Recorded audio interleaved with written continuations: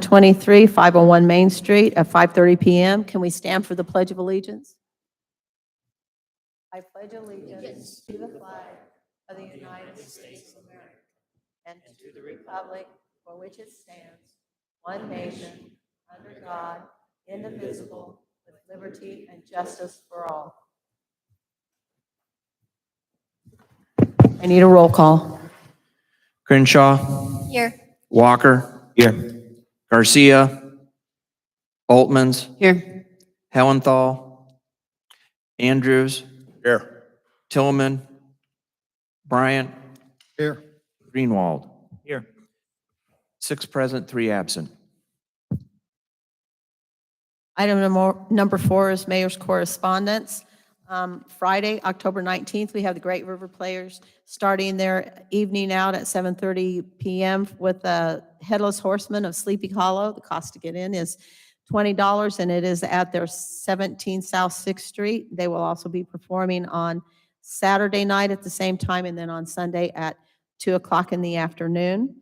The haunted house at the Lake Cooper Foundation at 610 Main Street is now open and running. It runs from 6 to 10 at night. You can have to check their website, their Facebook page for each night that they're running, and it is $10 to get in. Saturday, October 20th, author Bree Moore will be at the Lost Canvas from 9 a.m. to 2 o'clock p.m. Showing you her new book.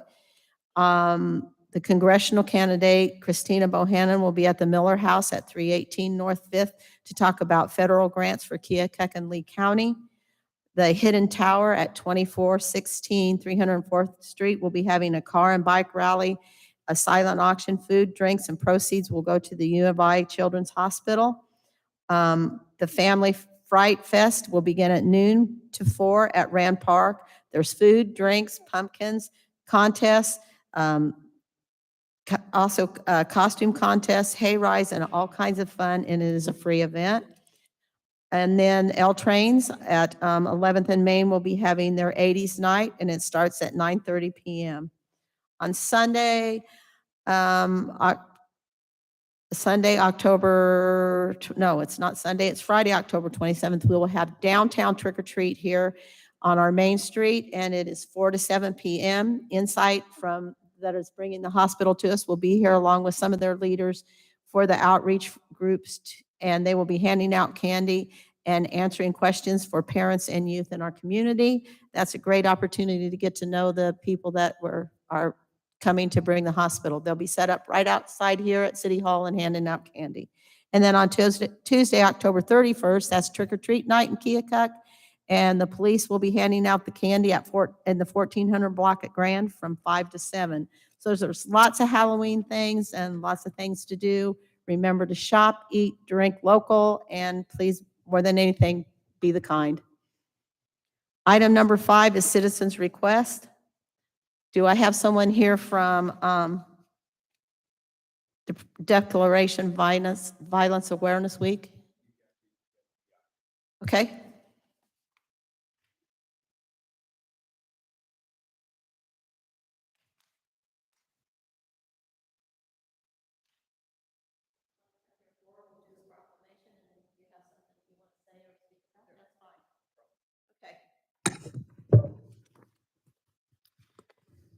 This is a proclamation for Domestic Violence Awareness Month, October 2023. Whereas domestic violence, dating violence, and stalking affects women, children, and men of all racial, cultural, and economic backgrounds, causing long-term physical, psychological, and emotional harm. Whereas 1 in 3 Americans has witnessed an incident of domestic violence, and whereas children who experience domestic violence are at a higher risk for failure in school, mental illness, substance abuse, suicide, and many choose violence to solve their problems later in life. Whereas domestic violence in the rural communities exists as a hidden, silent, and often unrecognized crime that is often underreported. Whereas through the inspiration, courage, and persistence of victims of domestic violence, their children and advocates, our communities are learning to recognize the impact of violence in the home and within intimate relationships. And whereas the Domestic Violence Intervention Program has worked to end violence in intimate relationships for more than 39 years through the collaborative partnerships of advocates, volunteers, local municipalities, criminal justice, health and human services, faith communities, business leaders, and private citizens. And whereas our community's achievements should be commended, and we must continue our commitment to the respect and support the victims of domestic violence and to prevent further violence in our community. Therefore, be it resolved that we, the City of Keokuk, and the council do hereby proclaim the month of October 2023 Domestic Violence Awareness Month in Keokuk, Iowa, and urge all citizens to work together to eliminate domestic violence, dating violence, and stalking from our community. This is signed by me, the Mayor of the City of Keokuk, Kathy Mahoney. This is yours. Thank you for all your work, and thank you for coming tonight. And if you have anything to talk about, you're right there. Sure. Okay, all right. And you're welcome. Please state your name and speak into the microphone. And face, you get to face these guys. I didn't face, all right. Good evening, everybody. My name is Marquise Lewis. I am the Rural Manager of the Domestic Violence Intervention Program. I cover counties of Lee, Van Buren, Henry, and Des Moines. It is an honor to be here and for you guys also to recognize our program and that Domestic Violence Awareness Month for the month of October. What we would like to do is just in our support of what we do, for rural areas is just keep the word out, keep the support, tell a friend to tell a friend. You never know if you're telling somebody about the Domestic Violence Intervention Program, that could be their safe calling. And what we just encourage people is to call our hotline or give myself a call, because you may not know what you're involved in and what you're dealing with, but just having that brief conversation and building that rapport with you that maybe helps bring out some of the things that you're experiencing so we can kind of figure out some kind of safety plan or provide those services that you may need. Our crisis line is 1-800-373-1043, but I also have a stack of business cards I can leave here.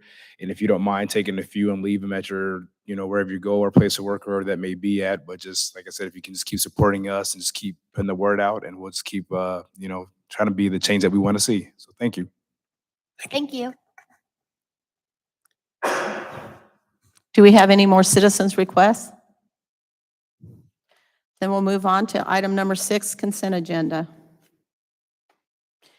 Minutes of the regular city council meeting and council workshop of October 19th, 2023. Cash receipts and treasurer's report for September 2023.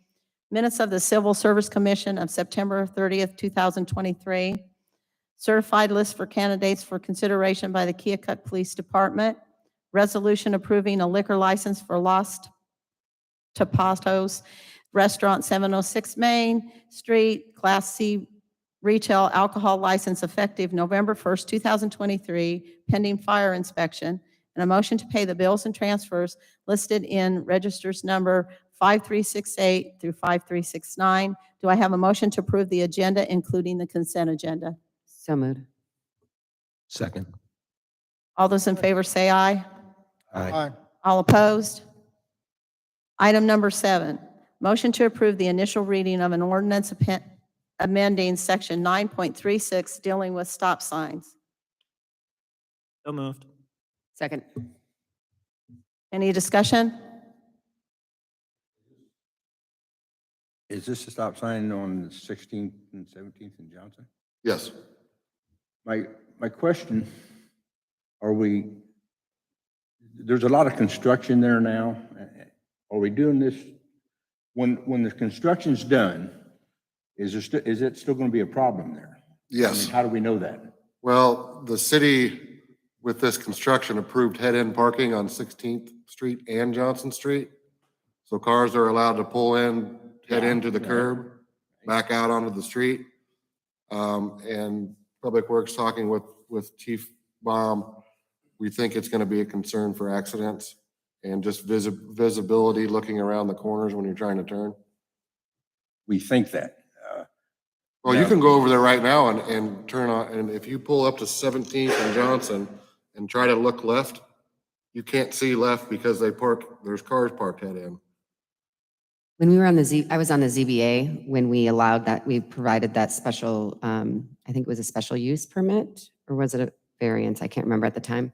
And that was one of our biggest concerns, was a conversation around that parking and having that conversation from the ZBA's perspective. They wanted to make sure that there was that there was appropriate road traffic. This was before the construction, you're saying? This was before the construction. This is when looking from the plans and understanding how they were going to be parking and having the backing into the traffic lanes. That was the concerns, is because it's diagonal parking there. Yeah, I understand. So that's the reason that we had a lot of conversation around that because of the safety issues. So those stop signs make a lot of sense to be able to control that traffic. So it's not going 25 miles per hour past that when people are going to back into those lanes. Well, it also, that was just when the dental clinic was there. Now the medical clinic's there too, so there's going to be a whole lot more parking, a whole lot more congestion. We had to actually we had to go through the process to approve that for the new construction of the medical facility. Any more discussion? I'll need a roll call. Walker. Aye. Oltmans. Aye. Andrews. Aye. Bryant. Aye. Greenwald. Aye. Crenshaw. Aye. Okay, do I have a motion to waive the second and third reading of this ordinance? So moved. Second. Any discussion? I'll need a roll call. Oltmans. Aye. Andrews. Aye. Bryant. Aye. Greenwald. Aye. Crenshaw. Aye. Walker. Aye. Now I need a motion to adopt and give final approval of the ordinance. So moved. Second. Any discussion? All those in favor say aye. Aye. All opposed? Ordinance passes. Item number 8, consider resolution guaranteeing a line of credit for the Keokuk Economic Development Corporation. Do I have a motion to approve? So moved. Second. Any discussion? In August, the council approved a contract with Horizon Architects for the design of the build-out on the first floor of the SIDC. This space is to be rented by Roquette for 2 years. Roquette is also renting space on the second floor through 2024. The design has been completed for the first floor with a cost estimate of $428,048.87, including a 15% contingency that has been sent to potential bidders. Those bids are due tomorrow, correct? Are due tomorrow. KADC will be financing and letting the project. KADC will be negotiating a line of credit with area banks of up to $500,000. In order to obtain the line of credit, KADC needs the city to guarantee the loan. The term of the loan will be either 7 or 10 years based upon finances. KADC is negotiating a lease with Roquette that will have a lease rate of $18 per square foot, sufficient to cover repayment and provide additional funds to cover any increases in operational costs. Roquette is also willing to pay all or a portion of the lease up front to offset amount needed to borrow. At the end of the lease, the space will be marketed to other users. If no tenant is found, payment on the line of credit would switch to interest only. This is estimated to be around $1,000 per month. KADC does have the resources to cover the interest-only payments, but not enough assets to cover the principal. That is why the guarantee is needed. The lease will also have a renewal clause should Roquette choose to extend their occupancy. The renewal will be automatic with a 5% increase. The term would be month to month, but require a 6-month minimum term. Roquette can stop the auto renewal with a 90-day notice. If a guarantee is not provided, it is possible the project cannot move forward. Roquette is expected to have 40 to 60 people on site, with most of the positions not filled by persons currently at the Keokuk plant. If Roquette does not extend either lease, first or second floor, the space is more marketable with improvements.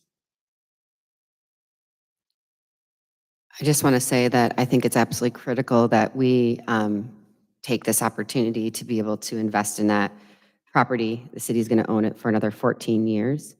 And currently, any space that is able to be leased is leased out. And it was only leased out because we had improved it. So I just think that it's absolutely critical that if we don't take this opportunity, I don't understand how we can support the development of this building and see it as an asset. How many, excuse me, how many square feet will this renovation take? 4,000. 4,000. 4,000? And what was the rent?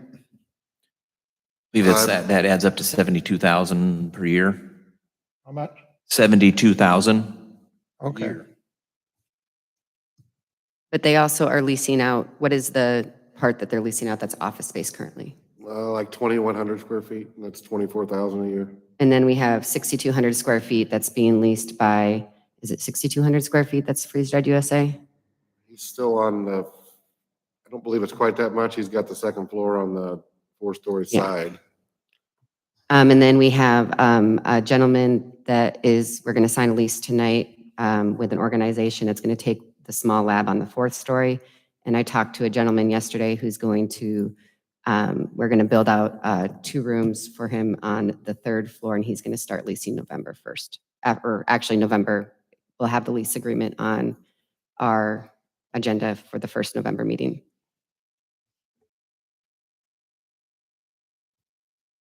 Do we have any more discussion? All those in favor say aye. Aye. All opposed? No. I'll need a roll call. Right. Bryant, Aye. Greenwald, Aye. Crenshaw, I'm abstaining from voting because it's a personal conflict of interest for me, and I'm currently employed at Roquette. Walker, No. Altmans, Aye. Andrews. That's 4-1, which does not meet the requirements. You need a majority of the council, not a majority present. Okay, so that is not, we'll have to table that to the next, or do we get to vote again? Well, there really isn't an option to table it to the next. If we don't get this started next week, it won't be completed by January. So at the next meeting, I would probably bring to the table that we shut the doors on the building and start repaying the loan back, which is $2 million. 1 million. Oh, sorry, $1 million. 1 million. Okay, So I don't know. I mean, I guess that's council's decision to whether or not we bring in a leaser for the next couple of years at, $96,000 a year, because I can just about bet that Roquette will probably not continue to lease the second floor without the first floor going through.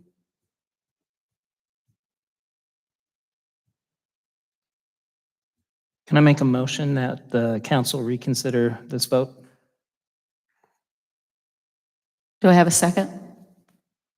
Second. Give me a minute here. Huh? Give me a minute here.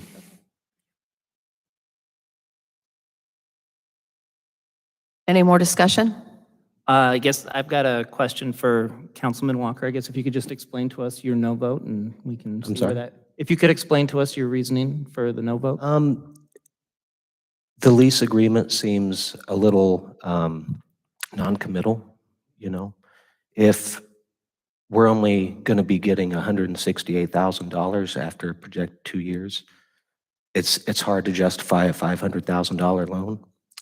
It's also kind of hard to see this actually happening in the allowed time frame, which is my biggest hurdle with this, is actually approving everything and then seeing it done by January, which I don't think is possible. Well, if we approve guaranteeing the loan, that doesn't mean the loan happens. They Sure, I still go through the process to get the bids in, and then if they make the decision that it can't happen on that January timeline, then it doesn't happen.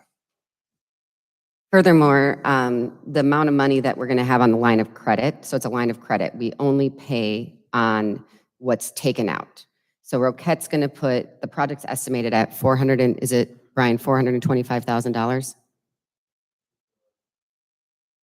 Architectural estimate's 428,000. So $428,000. So then we will have that $165,000. So if you do that math quick, it will be, we'll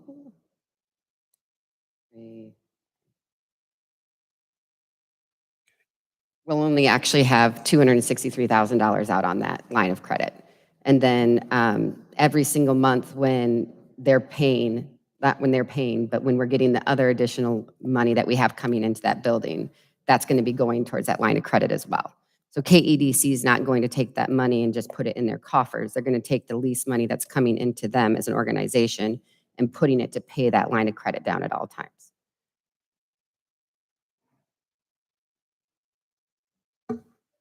Any more discussion? Just on another note, on item number 11, we're also asking that the council consider a lease with a different leaser too. And I wouldn't recommend to have any lease move forward with anybody without this investment right now at this time. I can appreciate that, but that is a space that is basically ready to go. Well, That space is an asset to the building, It maybe a needs, couple ceiling tiles, maybe a couple light ballasts, That's not a $500,000 renovation. No, but I wouldn't recommend approving this next lease if you're not going to do the Roquette one, because we're going to have to seriously consider shutting the building down. Sure, I understand that. I don't know if this is relevant or anything, but according to what Roquetta said, they have a backup plan to where they're going to go. And it's my understanding it is the family video building. Is that true? No? No? Okay, all right. I was going to say, because I don't want to see the money go out of our community if that's what but it's not there. So, okay, just making sure. And I just wanted to explain why I abstained, because I am involved in Project Symphony. So I'm one of the people that's going to be relocated to the second floor. So I do have a personal interest in this project, and I don't want to mix the two. So I just wanted to point that out. Okay, so procedurally, we have a motion to reconsider, which would need to be voted on, and then a motion, and then we would have to have another motion to approve the resolution. Okay. So what's the average? One of the things that I wanted to also state is that when it comes down to commercial lease rates in this area, the estimated commercial lease rate is it's around $4 per square foot annually. And so we're getting $18 per square foot annually as well. And that's with completed finished out space. So I think that you have to think about that math as well, and the fact that they're paying for their investment. And also, whenever you do a project like this, we are required, even if you were just a commercial private business owner, you pay out you have to pay to get the electric built and the HVAC built and all of those kind of things yourself. So you personally take on that liability. Roquette, the lease rate that they're going to be paying will pretty much pay out for the portion that they would have had to pay to build out that space. So in the end, we have that build out paid for. Now we have a marketable space compared to right now, we don't have a marketable space. Any more discussion? All those in favor, say aye. Aye. All opposed? No. So that's on the motion to reconsider. We have, by my count, 5-1, so we can now have a motion to approve the resolution. Do I have a motion to approve the resolution? I motion. So moved. Second. Any more discussion? All those in favor say aye. Aye. Aye. All opposed? No. And I do have to abstain again from voting because of my conflict of interest. Motion fails again for lack of majority. Okay. Item number 9, consider resolution approving the 2022 to 2023 annual finance report. Do I have a motion to approve? So moved. Second. Any discussion? All those in favor say aye. Aye. Aye. All opposed? Item number 10, consider resolution awarding contract for engineering services for landslide at North Third and Franklin Street. Do I have a motion to approve? So moved. Second. Do I have any discussion? So, we had two back-to-back pretty heavy rate events in the month of, I believe it was July, maybe beginning of August. And actually, the resident at the corner of Third and Franklin had noticed a significant drop in the hillside. Our staff went out and investigated it. I've called in two engineers to come take a look at it and then requested proposals to do a study and then a recommended fix for this issue before it gets too far gone and it gets up into our roadway. And we also have a storm sewer line that runs right across this piece of ground that's sliding down the hill. So this is the reason for the hiring the engineering firm. Is this the same area that was repaired a few years ago? No, No. that was Second and Morgan. Okay, I mean. and this is Same Third- issue, different. Third and different- Franklin? Is this- Yes, Yeah. yep. Any more discussion? All those in favor say aye. Aye. Aye. Aye. All opposed? Item number 11, consider resolution approving lease with the Nanabe LLC at the Southeast Iowa Development Center. Do I have a motion to approve? So moved. Second. Any discussion? Nanabe LLC of Hannibal, Missouri is renting Lab 410 at the Southeast Iowa Development Center. The lab is 300 square feet and the lease rate is $12 per square foot. The lease term is for 1 year starting December 1, 2023 and running through November 30th, 2024. Minimal improvements were necessary to have the lab space ready for occupancy. Any more discussion? All those in favor say aye. Aye. All opposed? Item number 12, consider resolution sending a public hearing on the submission of the U.S. EPA Brownfield Grant application. Do I have a motion to approve? So moved. Second. Any discussion?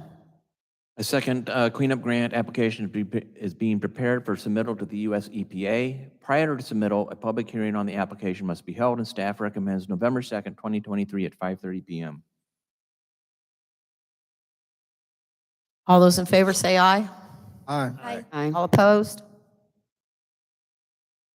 Item number 13, motion to approve a sewer credit for Joe Benson, 700 South 6th Street for filling a pool in August. Do I have a motion to approve? So moved. Second. Any discussion? Joseph Benson, 700 South 6th Street, is requesting a sewer credit for filling his pool in August. Mr. Benson was unable to fill his pool until August as he was out of town during June and July. The council approved sewer credit for pool filling during the months of May and June. Outside of the approved time frame, adjustments for pool filling require approval of the city council. Any more discussion? All those in favor say aye. Aye. Aye. All opposed? Item number 14, motion to acknowledge receipt and acceptance of a petition to change council presentation plan. Do I have a motion to approve? So moved. Second. Any discussion? On September 21, 2023, the city received a petition asking that a measure be placed on the ballot in November to change the council representation plan. Mayor Mahoney and staff reviewed the petition and filed it with the Lee County Auditor. We were informed this week that the final that a formal vote of acknowledgement and acceptance of the petition must occur. This will allow a 5-day period where challenges to the petition can be made. Challenges are limited to the veracity and eligibility of signatures, not to the purpose of the petition itself. Any more discussion? What does that last part mean? What it means is that are the signatures really of that person? Okay. Are they are they an eligible voter, meaning that they reside within the city limits and they are of the proper voting age? Any more discussion? All those in favor say aye. Aye. All opposed? Item number 15, boards and commissions. We have 2 first notifications, and then we have some mayoral appointments that need to be voted on tonight. We have Keokuk Municipal Waterworks, Mike Hickey, and Flint Payton with terms to expire 11/1/2029. Park and Recreation Advisory Board, we have Ralph Dial and Dick Mallory, terms to expire 11/2/2026. And then we have 2 resignations, one from the Airport Commission, Thomas Dressler, and from the Historic Preservation Commission, James West. Those can be taken as an omnibus motion. Are these renewals or are they new people to the boards? I believe that all of these right now are renewals. Except for Andy Whitaker. He's new. Yes. Andy Whitaker on the park board is new. The rest of them have already served and have chosen to serve again. Okay.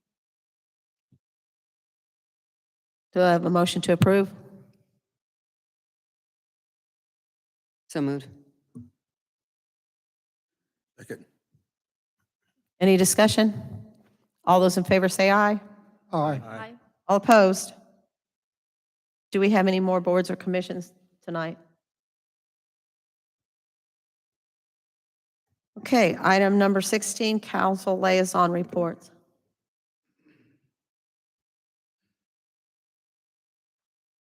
Item number 17, staff reports.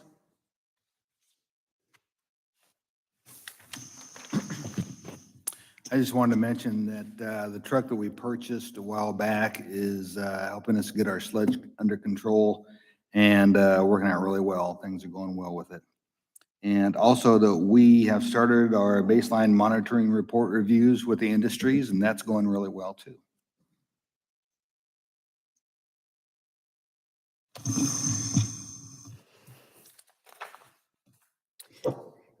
Casey wanted me to give you an update on the vacant property registry. At this point, we have 21 registered that are completely registered. We have 77 cases in various stages of legal action.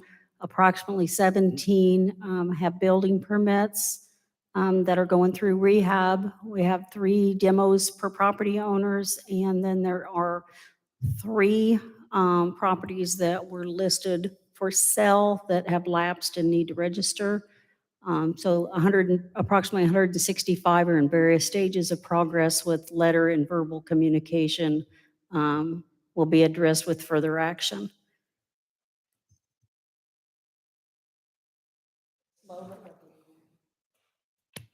Our bridge inspections were completed by Patriot Rail and the Federal Rail Administrations this week. Council will be updated when we receive the reports. A representative from the Federal Highway Administration is meeting with the city on the 24th about the derecho reimbursement from our cleanup. We have a meeting with Joyce Tumblety Park Commission on the 24th to discuss the Tumblety Park multi-sports conversion. And just another, I guess, kind of an update to go along with the development center. So we will have a lease that will be coming before the council on the 1st November meeting. That lease will also need a build out in the amount of $20,000 to $25,000. The lease, these 2 offices are around 600 to 750 square feet at an $800 a month lease on a year-to-year lease. The return rate on all of the build outs that we have done at the development center, including the one we're looking at for the 2 office on the 3rd floor, the 2,000 square feet build out on the 2nd floor for Roquette that the council had already approved was $42,000 with a $2,000 a month rate for a year and a half. The return rates on all these leases, including the one that we could have done with the 1st floor, none of those equal out to the terms of the lease. It's just the fact that we have to build these offices, these space out in order to get leasers into the building. And I think that number that was thrown out there of a line of credit for $500,000, it seems a little scary just because the number's so big. We're looking at now of being into a lease for around 2,700 square feet and only having a return of $2,800 a month.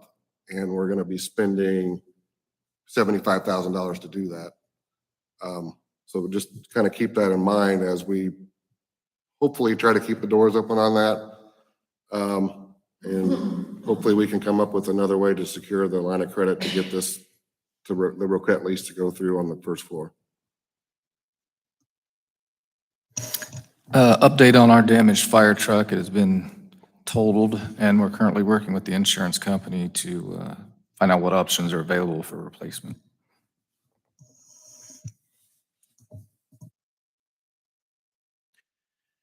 I have two items. On the pretreatment program, we received a letter from IDNR regarding our pretreatment program and bringing the program in compliance. While the DNR acknowledges our progress and efforts, they will be requiring quarterly updates on the program until we are fully in compliance. An annual progress report is required, and the quarterly reports are outside of the annual report.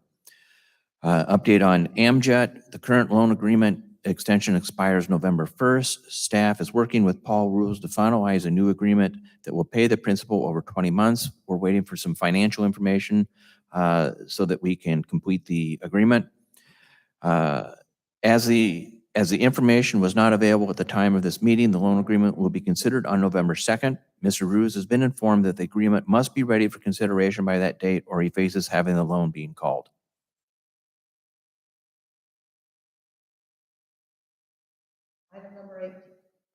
Item number 18, new business. With that being said, I need a motion to adjourn. We will come back, we'll take 5 minutes and then we'll come back to the workshop. I need a motion to adjourn. So moved. All those in favor say aye. Aye. All opposed? 5 minutes, everybody.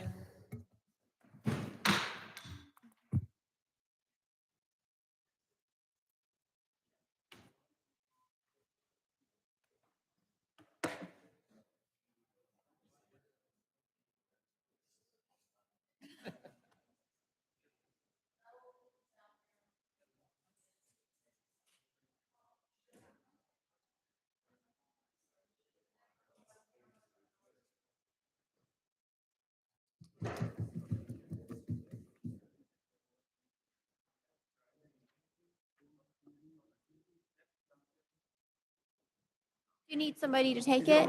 Yeah. Where do you want to stand? Yeah, I do. Ready?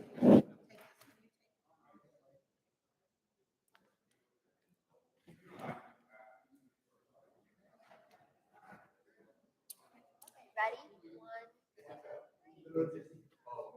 Okay, with yours. I'm 1, 2, 3. Got it. You can check it if you want.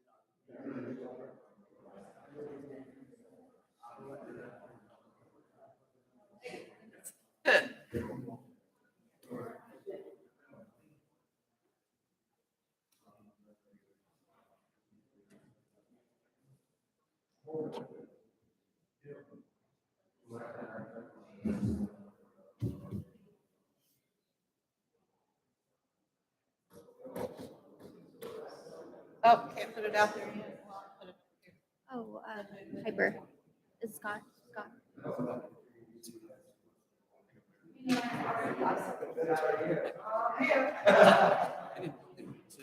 Yeah. Yeah. So After the second floor was already done, well, Scott didn't call Roquette until about 3 weeks ago. I think they finally caught wind of it, and then they offered all the upper stories to them.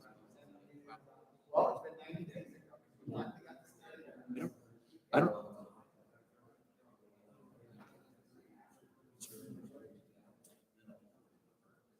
The pictures that I saw, it was 2 conference rooms, and they have. Am I on here?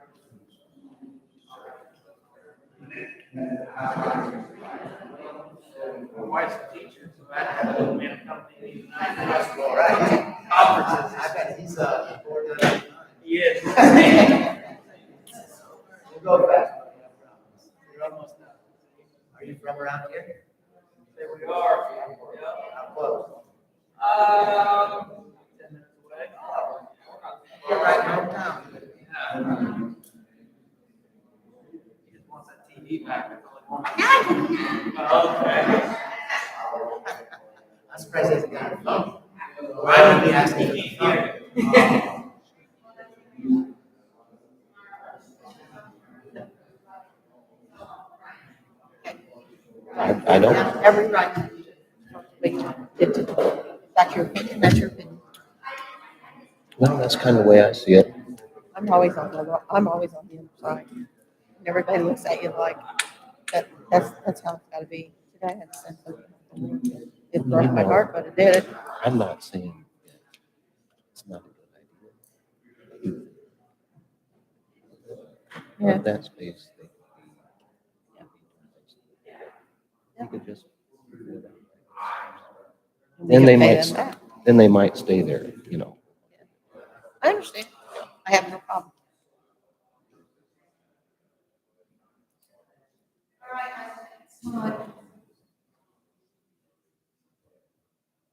Okay, guys. I know you guys was getting comfortable out there, but.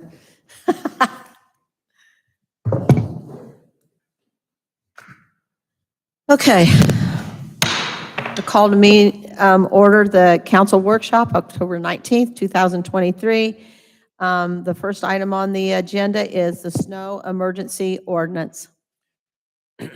Several council members had requested that we look at the snow emergency or weather emergency ordinance in order to help facilitate parking on snow routes so that it becomes easier for our crews to go out and move the snow.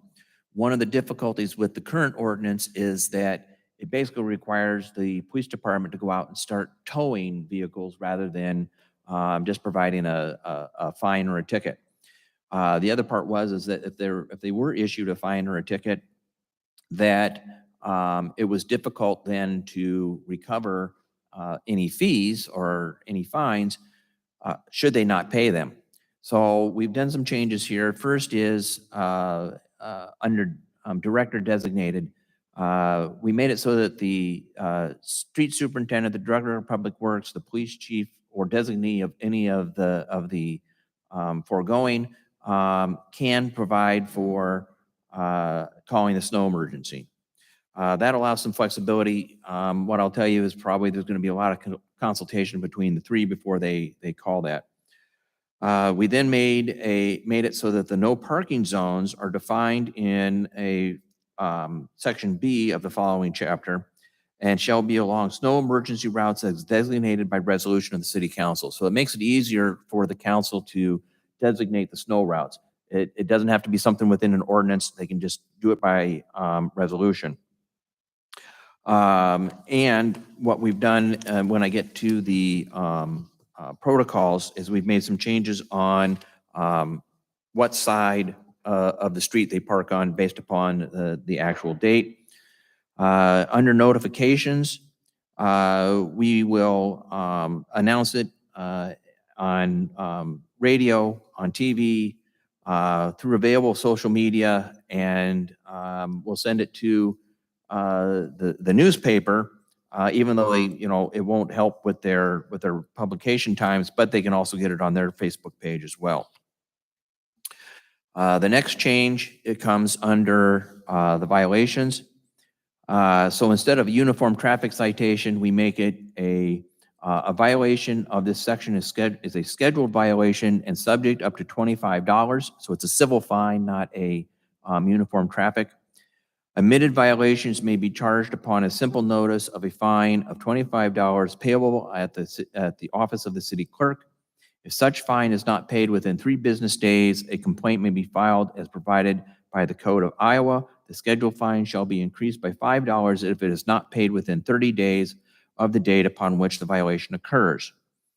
Now, what we did is we put some additional teeth into this, is that whenever the fine and cost imposed for the violation of this article are not paid, the person convicted may be subject to imprisonment not to exceed 30 days or to a fine not to exceed $100, and the Lee County Treasurer or any other agency authorized by the Iowa Department of Transportation shall refuse to register, renew, or transfer the registration of any vehicle involved in this article. That will require a 28E with Lee County Treasurer, and we do have examples on this because other communities do this. There is some additional work we have to do with the state of Iowa to put this through, and a second option for recovery is to place a hold on any state funds that would be sent to a violator, and that would be like a tax return, something like that. So then we did provide you with a list of the snow emergency routes, and this was put together by Tom Beard as to what they currently do as their first streets to be done. This, of course, can be modified in the future or modified before we pass a resolution, we would have to pass the ordinance first and then pass the resolution. And then the snow emergency protocols. Snow emergency is declared if predicted full snowfall is greater than 2 inches, regardless if snowfall occurs or not. If we believe that if it's predicted to snow 2 inches here in Keokuk, we can declare a snow emergency, even if it doesn't happen, because at times, we get a half an inch when they predicted 3 inches. But we're prepared should we have to go out and plow. Per the ordinance, notification must be given at least 8 hours prior to the snow emergency going to effect. So what we could do is we say, hey, the snow emergency goes effect 10 p.m. tonight, and we would have to give that notice by at least 2 p.m. in the afternoon. Notifications will be announced through radio, TV, and available social media. The declaration of odd or even on the street will be determined by the date, with even dates corresponding to the even side of the street and the odd date corresponding to the odd side of the street. So it makes it real easy for anybody out there to remember. Of course, we will announce that as part of the snow emergency as to which side. And then vehicles will only be towed at the discretion of the police department. Do we have any questions or further explanation needed?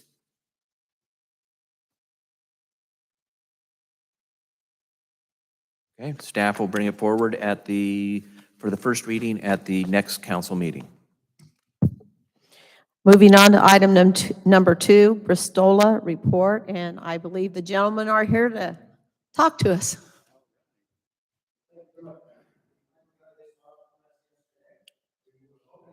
Thank you.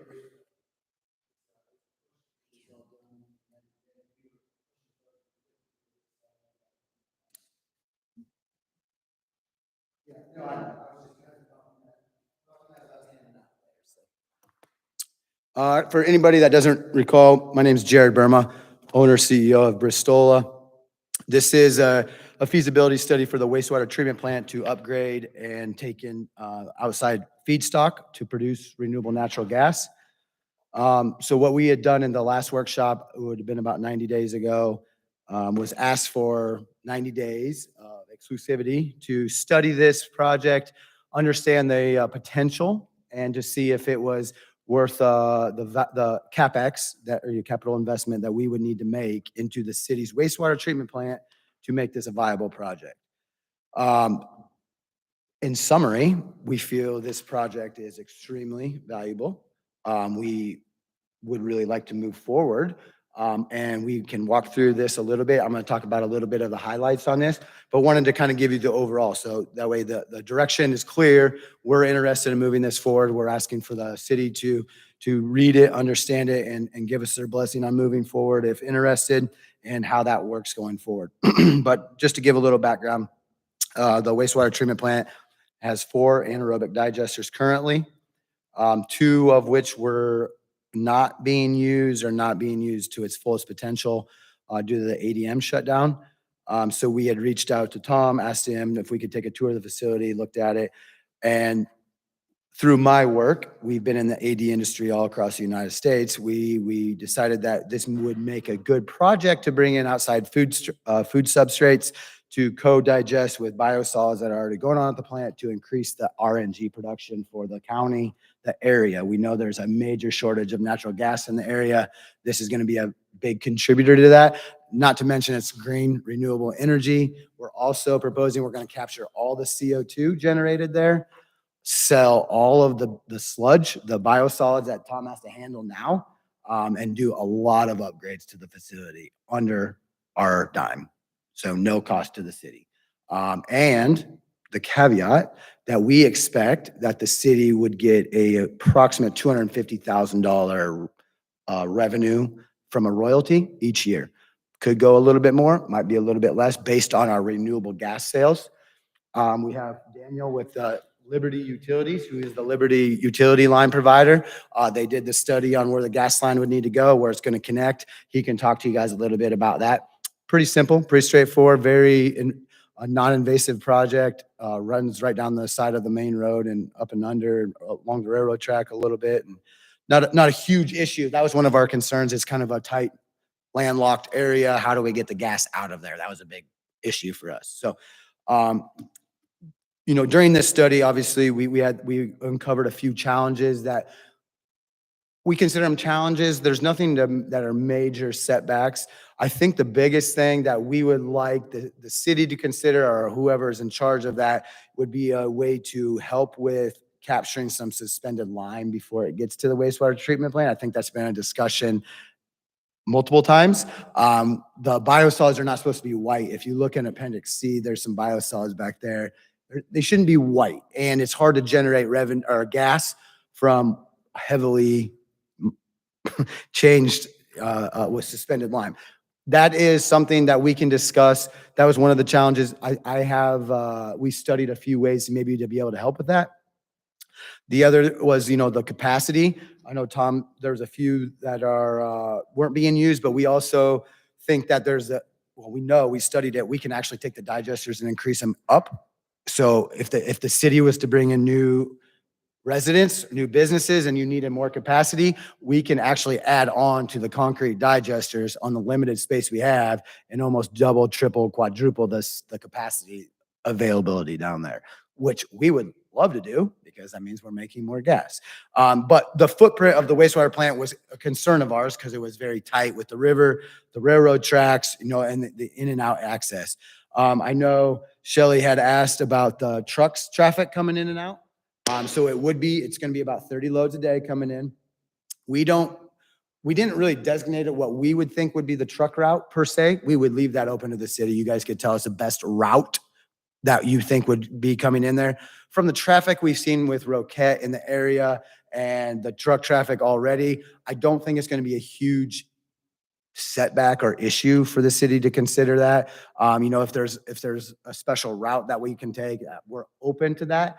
And then the other thing is we will have them weigh offsite and weigh loaded offsite and weigh empty offsite. So it's really smooth in, smooth out. In the back of the appendix, we kind of laid out how we are proposing the facility would look, where the upgrades would be, where the trucks would come in, where they would turn around, where they would dump. So that's kind of one of the other challenges. I think it's fairly minimal challenge. The other two things that we had uncovered with Tom was sludge handling. Land application of Class B biosolids gets harder and harder. It's nonstop. Weather always drives it. Ground availability is tough. We are proposing that we will solve and or handle that problem, trying to make this material Class A and or above, and we will license it and handle all of the disposal from that. The only thing the city would have to do is take the water off the press, which they're doing now and doesn't change what they're doing. We're actually taking that cost away from the city. We will handle that going forward. We would work under their permit. So we would provide him with all the analysis and reports on where the sludges went and where it's being used, and any of the DNR reporting restrictions that are required, we would make sure he has. And then the last thing is the cleanliness of the digesters with the large amounts of suspended lime and just the digesters in general. There is one digester that's almost full of solids, I believe. Tom, is that right? That's offline right now, which is expensive to clean. I'm guessing 3 and 4 are going to have quite a bit of solids in them as well.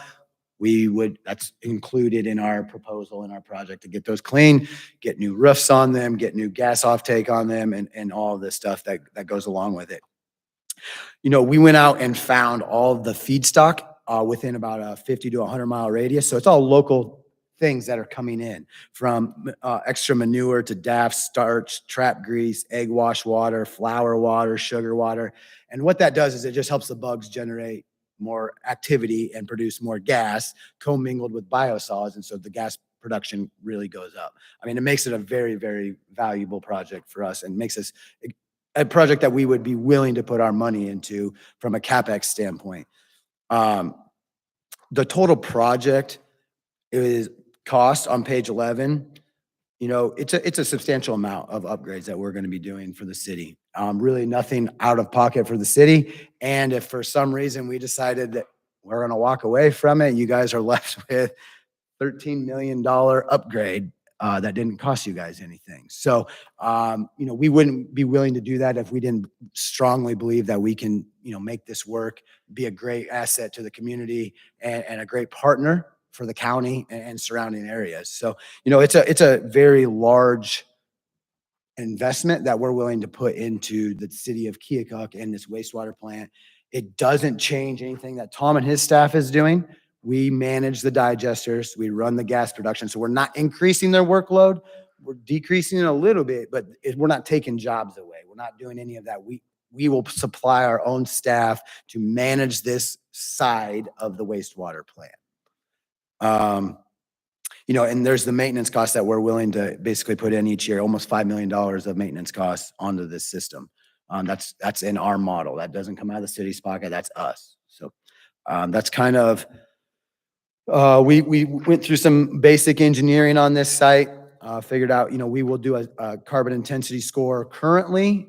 And then after we're done, to show the green impact that we've done, how we've improved and stopped releases of CO2 and methane into the atmosphere. We're reusing everything on site, basically making Keokuk a home that people are going to come want to tour this facility. I've been at a couple of these facilities across the United States, and they're going to get a lot of publicity. They're going to get a lot of attention. They're going to be the standard for what wastewater plants should be. That's what we want them to be. Puts it on the map, I guess. And so the appendices, I think Appendix C is our overview of how we're going to do it, and kind of this is like the general layout of the site, changing the truck entrance side a little bit, increasing the sludge loadout building, putting new roofs on the digesters, new mixers on the digesters.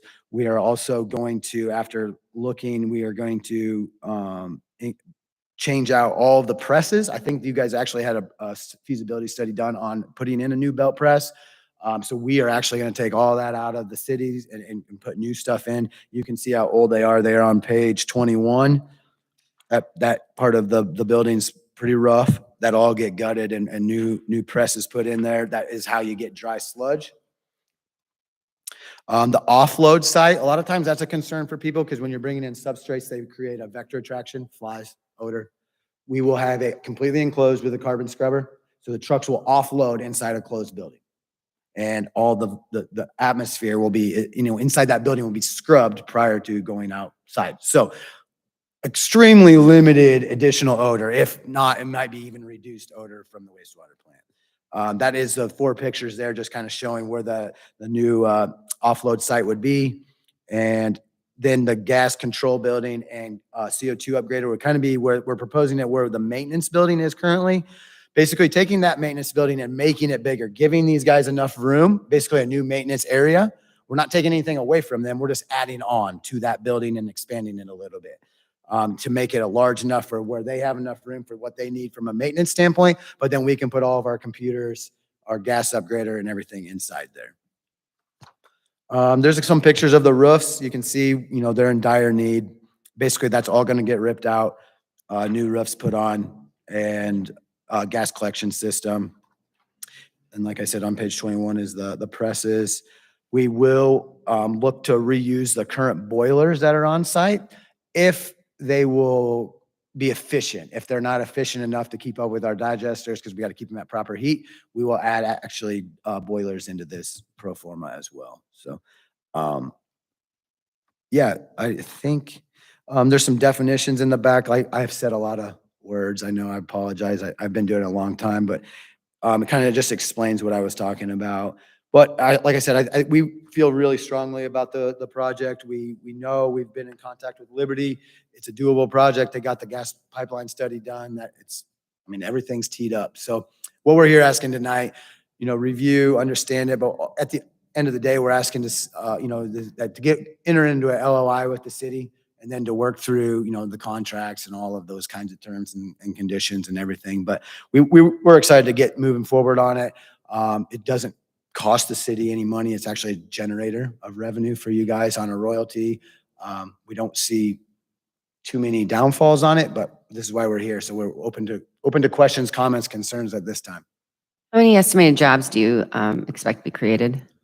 Direct jobs, there'll be between 4 and 8. Indirect jobs, probably 50, because you're gonna have these kinds of materials coming in. You're gonna have gas people doing off-take stuff. You're gonna have gas monitors and gas maintenance stuff coming in. So when I say an indirect job, it may not be that you're working there full time, but it would be directly related to our facility. So, Thank you. yep.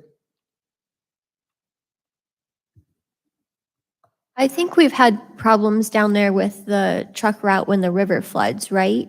Are we going to have anything like that happen for your truck route? Yeah, well, I mean, if the river floods and we can't get into the wastewater plant, we're gonna have all, like, that is an issue. We'll have to Okay. have a contingency plan with our trucks to not come there.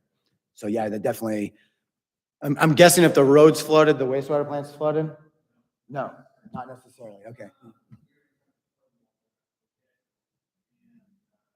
Mike, Mike. Can't hear you very well. No, we're inside the flood wall that Roquette built, and we're as protected as they are. Having said that, back in 2008, it did come within about 1.5 feet of cresting. So it's always a possibility, but in that situation, when the gates are closed, we were allowed to drive through Roquette's plant, our own city trucks and employees. So I don't know if that's something that would be able to be worked out with them or not. I would caution that they would probably, given the amount of trucks. the things that we have to go through during those times in order to enter and exit their property, that I doubt that they would allow extra trucks through. We might have a little bit of leeway with them because we are currently working with them as well. And they have an interest in getting some materials to you guys. So we can bridge that gap there, I think. Okay, so you at least already have a backup plan in place then? Yeah, I mean, and that's when we get into a detailed design, like if you guys were to say, hey, yes, we're interested, let's get this moving forward. The next step is a detailed design. I mean, Okay. book of that stuff. That's where all of that would have to come into play because at the end of the day, we can't we can go like 5 to 6 days without bringing a truckload in. Those Okay. digesters will keep running, but much longer than that, our money starts going down really deep. So we don't want it to be offset that bad. Worst case scenario, if it was a major catastrophe flood and we don't run for 30 days, the digesters are coming offline. It's going to be an insurance claim from our part. We're not going to bring trucks in there. So, yeah. Staff will have to have some further conversations with Bristola. Yep. And with other people, because we want to make sure this is something that's kind of new to our area. So we want to make sure that we're okay with DNR, EPA, and that we work out, because they are going to be in control of the digesters, how that works out with our plant and our personnel. So we'll have to have some further discussions, but we can certainly move forward with this. Okay. Yeah, absolutely. And so we would like to be included on some of those conversations if you might. So how you guys how the plant would work together with us or any concerns with DNR, EPA. I've had a lot of interest and background with those guys. From our understanding, nothing should change. We still operate as the city. We are just a subcontractor to your digesters that we would lease a 99-year lease back from you guys type of deal. So it's still your guys' facility at the end of the day. So just as long as we can stay involved and help navigate that conversation and go from wherever you guys want to take it from there. So, yeah. Any other questions? Brandon, do you have anything? You have any questions on pipeline stuff? That's what we brought the utility guy in tonight. Otherwise, good? Does it lower our gas rates? Early to see. He didn't say no. So you're saying there's a chance. We're estimating, as you can see in there, 1,038 decks. Yep. So hopefully it creates a dent somewhere. Thank you. Hey, thank you. Okay, item number 3 is 18th Street pavement width. All right, so when we started down this path with 18th Street with our engineers back in spring or last winter, I brought to you guys a sheet with 3 different typical sections on there. One of them being a typical section with one side of the street parking and bike lanes on it. The purpose of that was we were going after funding for the bike lanes, which we were not able to get. Basically, that pool has dwindled way down and we just didn't qualify for those monies. So our options are now, we are looking at reducing the width of the road by taking those bike lanes out since we're not getting funding for them. Still looking at parking on one side of the street. We would reduce the street width down to 31 feet, which the cost savings on the pavement side of that would be between $250,000 and $300,000. In talks with the water department, we had looked at, initially the water department was replacing water lines just under the intersections where it crosses 18th. There's not currently a water main on 18th that loops their system. They had looked into putting a water main along 18th that loops their system. And then at our last meeting came to the conclusion that just dollar-wise, it didn't make sense to do that right now. Pulling that portion out of the project saves us around $350,000. So I guess I'm just bringing this before the council just to let you know we're seriously considering taking the bike trails out. I know everybody was kind of in favor in that when we were going to get some grant monies for it, but now that we're not, we're looking for that cost savings of bringing this from around $4.3 million estimate down to around that $3.5 million where we started. And doing these measures would do that. And it should also be noted that staff already had discussions with the engineers. They had originally designed the roadway with a sub-base and concrete that you could basically drive trucks on all day. We said this is a residential street, so I think we reduced both by an inch. So the original design was 9 inches of concrete with a 12-inch base.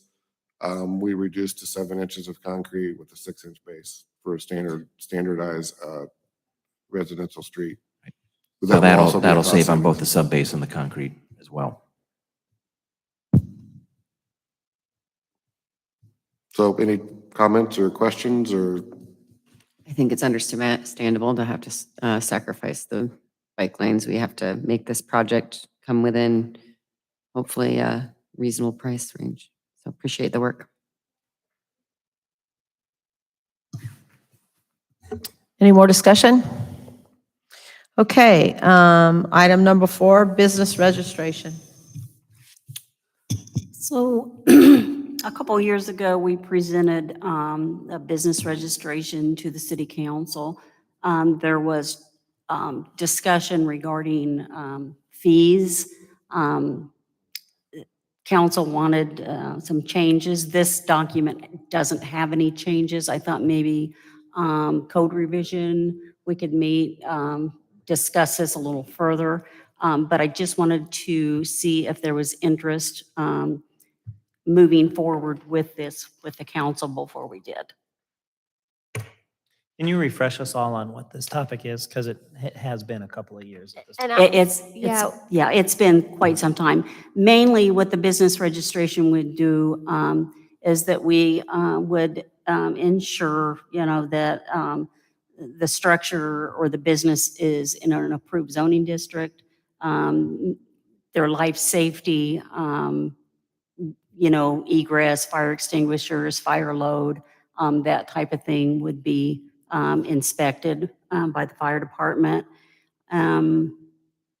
It mainly is just trying to be progressive to make sure that we don't end up being the bad guys when somebody actually gets in there. They're not supposed to be doing the business that they're doing. They didn't get the proper permits. The fire department needs to come in. There's information that they don't have or things that they don't have. So I think just being progressive, get people in, signed up, give them the basics of what they need to do prior to them opening the business, and it just goes a lot smoother for all of us. So there's not a business registration right now? No, there is not, no. Okay. No.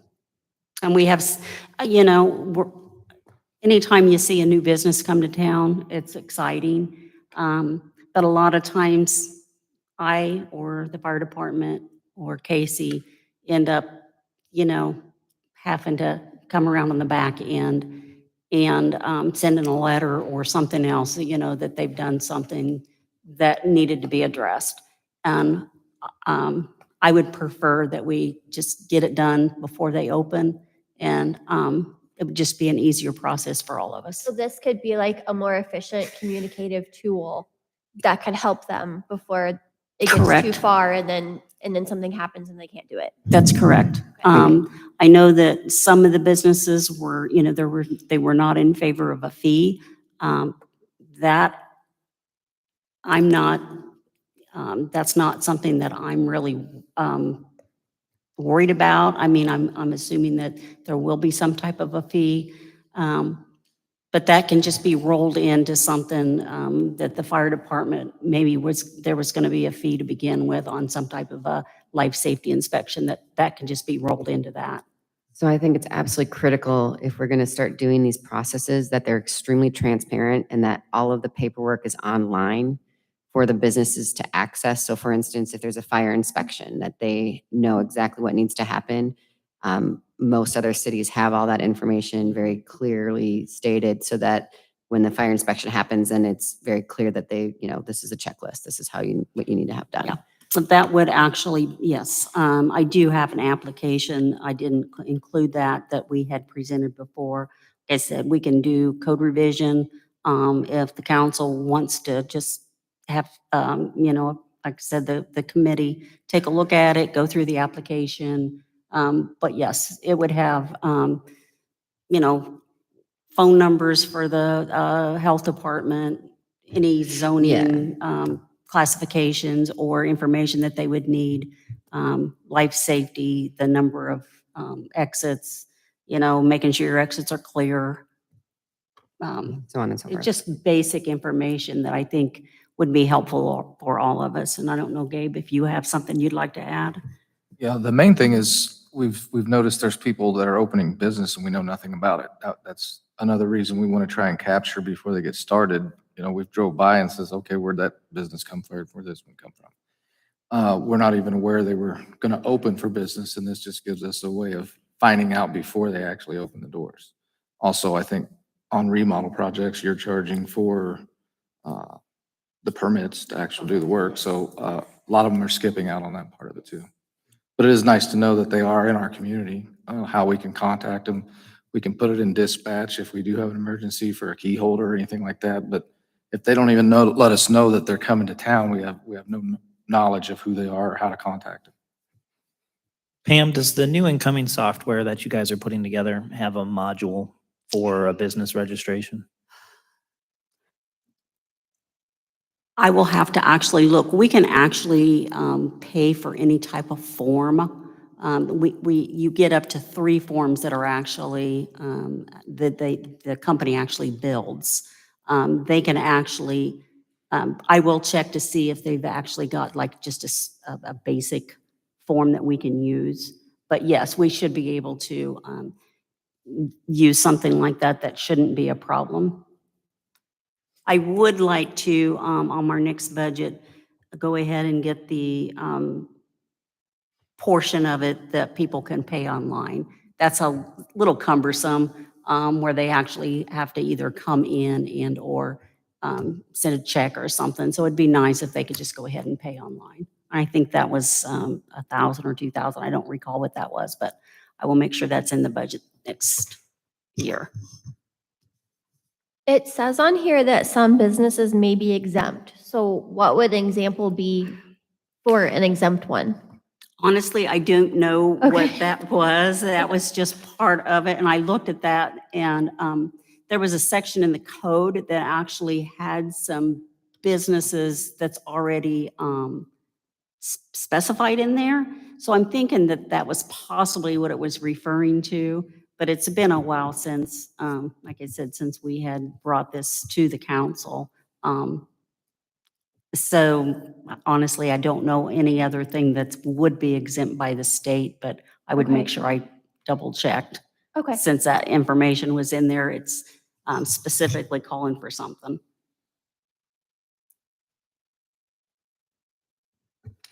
Any more questions? Any more discussion? What are the next steps that you're looking for feedback on? So I guess code revision, would you guys like to meet? I know Steve's on code revision. I think if we can just meet with code revision, I can bring up some more information, get with Gabe, fire department, make sure that we have all of our bases covered before we actually adopt something into the code. I do think we should consider the fee, just if there's multiple departments of staff working on this, that we should probably take that into consideration. Okay. So I don't know like what amount you were thinking of. I will double check with some other communities to see what they actually, how they go about their fees. Okay.